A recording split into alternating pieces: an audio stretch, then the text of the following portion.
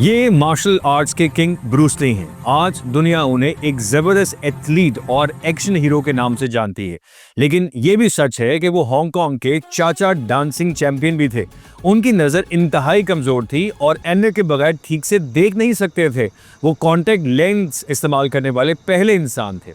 जब वो फिल्मों में आए तो उनके एक्शन और स्टंट इस कदर फुर्तीले थे कि 24 फ्रेम्स पर सेकंड वाला कैमरा उन्हें ठीक से अक्स बंद नहीं कर पाता था।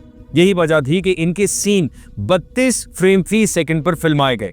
उनका 1 इंच पंच आज भी टॉपिक ऑफ डिस्कशन है, यानी सिर्फ 1 इंच के फासले से मुक्का मारकर वो सख्त लकड़ी को तोड़ दिया करते थे। वो इस कदर ताकतवर थे कि सिर्फ अपने अंगूठे और एक उंगली पर पुशअप्स किया करते और देखने वाला दंग रह जाता।